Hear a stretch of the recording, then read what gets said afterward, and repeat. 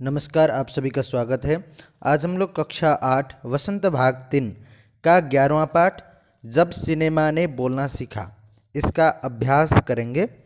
पिछले पाठ में हमने इसका जो मूल पाठ है उसका सारांश अच्छे से पढ़ लिया था, तो अभ्यास की ओर हम बढ़ते हैं। तो चलिए देखिए, इसमें पाठ से इस भाग में जो पहला प्रश्न है, जब पहली बोलती फिल्म प्रदर्शित हुई तो उसके पोस्टरों पर कौन से वाक्य छापे गए, उस फिल्म में कितने चेहरे थे, स्पष्ट कीजिए। ठीक है, तो आप इसको स्पष्ट करना है। तो उत्तर इसका इस प्रकार होगा, देश की पहली बोलती फिल्म के विज्ञापन के लिए छापे गए वाक्य इस प्रकार थे। वे सभी सजीव हैं, सांस ले रहे हैं, 100% बोल रहे हैं, 78 मुर्दा इंसान जिंदा हो गए, उनको बोलते बातें करते देखो।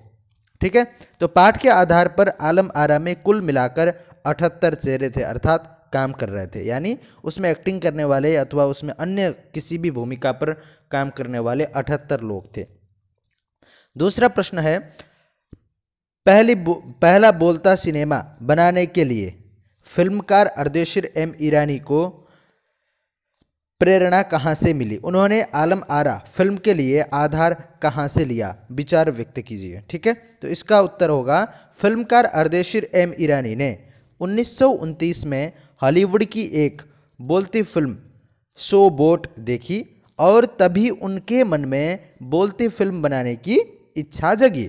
इस फिल्म का आधार उन्होंने पारसी रंगमंच के एक लोकप्रिय नाटक से लिया था।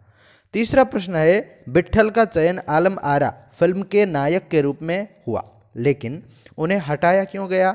विट्ठल ने पुनः नायक होने के लिए क्या किया, विचार प्रकट कीजिए। ठीक है, तो इसका उत्तर होगा, विट्ठल को फिल्म से इसलिए हटाया गया क्योंकि उन्हें उर्दू बोलने में परेशानी होती थी।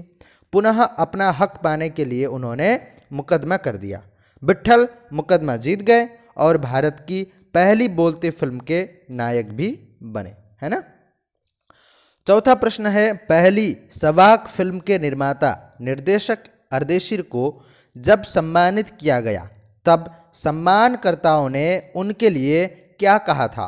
अर्देशीर ने क्या कहा और इस प्रसंग में लेखक ने क्या टिप्पणी की है, लिखिए।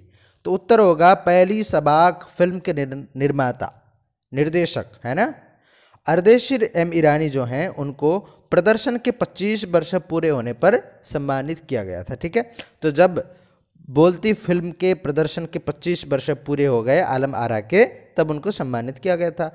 उन्हें भारतीय सवाक फिल्मों का पिता कहा गया, तो उन्होंने उस मौके पर कहा था। ठीक है, तो भारतीय सवाक फिल्मों के पिता अर्देशीर हैं और उन्होंने तब कहा था, मुझे इतना बड़ा खिताब देने की ज़रूरत नहीं है, मैंने तो देश के लिए अपने हिस्से का ज़रूरी योगदान दिया है।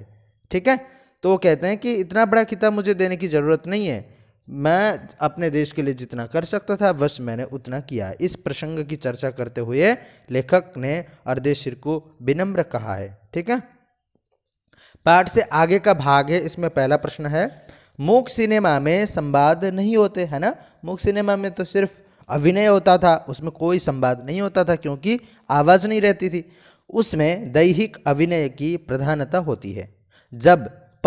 जब सिनेमा बोलने लगा उसमें अनेक परिवर्तन हुए।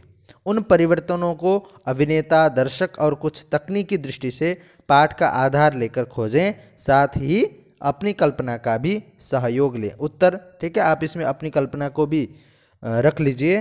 तो इसका उत्तर होगा, मूक सिनेमा ने बोलना सीखा तो बहुत सारे परिवर्तन हुए। बोलती फिल्म बनने के कारण अभिनेताओं को पढ़ा लिखा होना जरूरी हो गया, क्योंकि अब उन्हें संवाद भी बोलने पड़ते थे। दर्शकों पर भी अभिनेताओं का प्रभाव पड़ने लगा। नायक नायिका के लोकप्रिय होने से औरतें अभिनेत्रियों की केस, सज्जा तथा उनके कपड़ों की नकल करने लगीं। दृश्य और श्रव्य माध्यम के एक ही फिल्म में सम्मिश्रित हो जाने से तकनीकी दृष्टि से भी बहुत सारे परिवर्तन हुए। दूसरा प्रश्न है, डब फिल्में किसे कहते हैं? कभी कभी डब फिल्मों में अभिनेता के मुंह खोलने और आवाज में अंतर आ जाता है, इसका कारण क्या हो सकता है? उत्तर, फिल्मों में जब अभिनेताओं को दूसरे की आवाज दी जाती है तो उसे डब कहते हैं। कभी कभी फिल्मों में आवाज तथा अभिनेता के मुंह खोलने में अंतर आ जाता है, क्योंकि डब करने वाले और अभिनय करने वाले की बोलने की गति समान नहीं होती या किसी तकनीकी दिक्कत के कारण ऐसा हो जाता है। ठीक है, तो क्योंकि जो पहले अभिनय कर चुके हैं उनके अभिनय पर, उनके आवाज़ पर है ना, फिर वहाँ पर दूसरे व्यक्तियों के आवाज़ को फिट कर दिया जाता है। इसमें क्या होता है, कभी कभी 1-2 सेकंड आगे पीछे हो जाता है या कभी कभी तकनीकी गड़बड़ी होने के कारण भी आगे पीछे हो जाता है। ठीक है, भाषा की बात है, इसको आप ये महत्वपूर्ण भाग है आपका, इसको अच्छे से आप देख लीजिए। इसमें पहला प्रश्न है, सवाक शब्द वाक से पहले स लगाने से बना है ना, वाक शब्द है उसमें स उपसर्ग लगा दिया है तो सबाक बनता है। स उपसर्ग से कई शब्द बनते हैं। निम्नलिखित शब्दों के साथ स का उपसर्ग की भांति प्रयोग करके शब्द बनाएं और शब्दार्थ में होने वाले परिवर्तन को बताएं। ठीक है, तो निम्नलिखित जो शब्द हैं उनमें हमें स उपसर्ग लगाना है और उसमें स उपसर्ग जोड़ने पर अर्थ में किस प्रकार परिवर्तन होता है उसको भी हमें देखना है। हित, हित शब्द है, इसमें स लगा देंगे सहित हो जाएगा। परिवार है, स लगा देंगे सपरिवार हो गया। विनय में स लगा देंगे सविनय हो गया। चित्र में स लगा देंगे तो सचित्र है ना।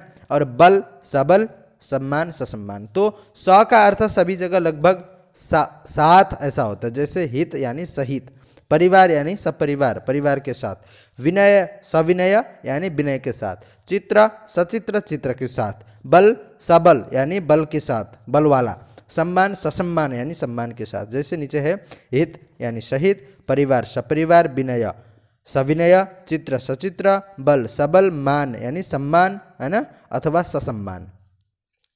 दूसरा प्रश्न है, उपसर्ग और प्रत्यय दोनों ही शब्दांश होते हैं, है ना। उपसर्ग भी एक शब्दांश है और प्रत्यय भी एक शब्दांश है, क्योंकि शब्दांश हम उसको बोलते हैं जिसका कोई अपना अर्थ नहीं होता है, किंतु जब वह किसी दूसरे शब्द के साथ जुड़ जाता है तब उसका कोई अपना अलग अर्थ बना देता वही।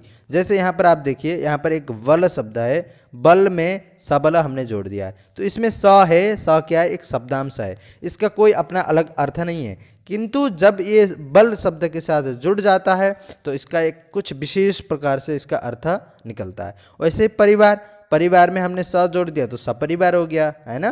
तो इस तरह से अर्थों में अंतर आता है। तो वही कहते हैं, इन दोनों में अंतर केवल इतना होता है कि उपसर्ग किसी भी शब्द में पहले लगता है और प्रत्यय बाद में लगता है। कोई भी शब्द हो, अगर शुरू में लग रहा है, शब्द के आगे लग रहा है तो वह उपसर्ग है, और शब्द के पीछे लग रहा है तो हम उसको प्रत्यय बोलेंगे। ठीक है, तो हिंदी के सामान्य उपसर्ग इस प्रकार हैं, जैसे अ, अन, नि, दो, क, कु, स, सु, अध, बिन, औ आदि। ठीक है, जैसे पाठ में आए उपसर्ग और प्रत्यय युक्त शब्दों के कुछ उदाहरण नीचे दिए जा रहे हैं। जैसे बाक, बाक शब्द है, इसमें स उपसर्ग लग गया तो सबाक हो गया, है ना। तो वाणी वाला अथवा सबाक फिल्म, वाणी वाला फिल्म। लोचना तो सु लग गया, सुलोचना हो गया, लोचन के साथ। कार है ना, कार क्या है, एक प्रत्यय है, कार उपसर्ग नहीं है ना।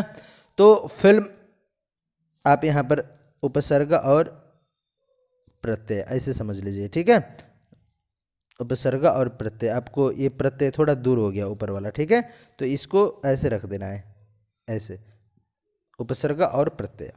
तो उपसर्ग क्या है और प्रत्यय क्या है, उसके बाद क्या बनता है, नया शब्द इधर दिया है ना। जैसे कार, फिल्म शब्द में कार जोड़ दिया, कार प्रत्यय है क्योंकि पीछे लग गया है तो फिल्म कार, फिल्म बनाने वाला।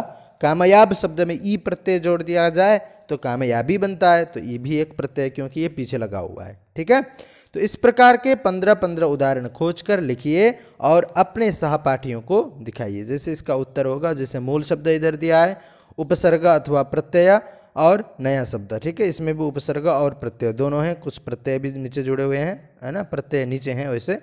ठीक है, तो देखिए पुत्र शब्द है, पुत्र में सु उपसर्ग लगाते हैं तो सुपुत्र। घट में औ उपसर्ग है जो आगे लगा है, औघट।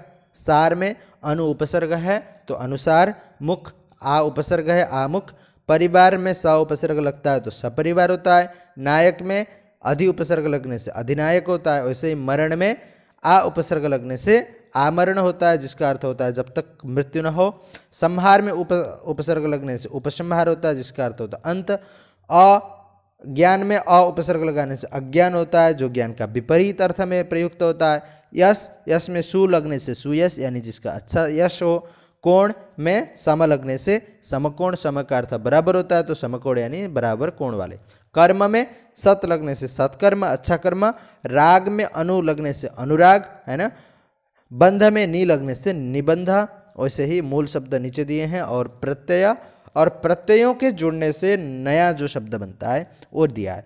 तो अभी आपने ऊपर पढ़ा उपसर्ग शब्दों के आगे लगे हुए हैं, है ना, देख सकते हैं। जैसे बंध एक मूल शब्द है, इसमें नी उपसर्ग लग गया, जो शब्द के आगे आके बैठ गया तो निबंध हुआ। वैसे राग में अनु उपसर्ग लग गया, अनु आगे आया तो अनुराग हो गया, ठीक है। अब इसके विपरीत प्रत्यय शब्दों के पीछे लगते हैं, जैसे चाचा, चाचा में एरा प्रत्यय लग गया, चचेरा हो गया, है ना। चाचा का बेटा, चचेरा भाई, है ना। लेखा में क प्रत्यय लग गया तो लेखक, ये भी पीछे लग गया। काला में पन प्रत्यय लग गया, कालापन। लड़ में आई प्रत्यय लगने से लड़ाई। सज में आवट, सजावट, है ना। वैसे मिलावट, दिखावट, है ना। लड़ाई में वैसे ही और भी बहुत सारे शब्द बनते हैं। आप जो यहाँ पर प्रत्यय दिए हैं इनसे आप अन्य शब्द भी बनाइए। जैसे चाचा में एरा लग गया तो चचेरा, मामा में एरा लग गया ममेरा, फूफा में एरा लग गया फुफेरा, है ना। लेखक, पाठक, ठीक है। अंश में त लग गया अंशतः, मूल में त लग जाएगा तो मूलतः, है ना। दूर में त लग गया दूरतः। सुनार में इन लगने से सुनारिन, है ना। ऐसे जल में ज लगने से जल ज हुआ। कर्म में ज लगने से कर्म ज हो जाएगा, ठीक है।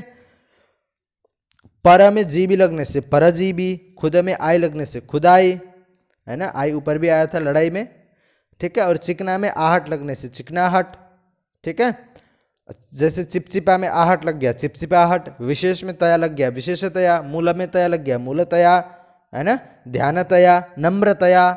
चमक में ईला लग गया चमकीला।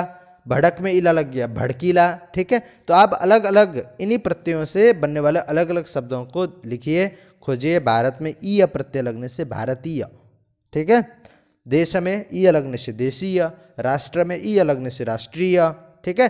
तो इस तरह से आप अलग अलग प्रत्यय और उपसर्गों से जोड़कर नया शब्द बनाने की कोशिश कीजिए। यहाँ जो शब्द दिए हैं उनके अलावा 15 और आप अपने तरफ से लिखिए, ठीक है।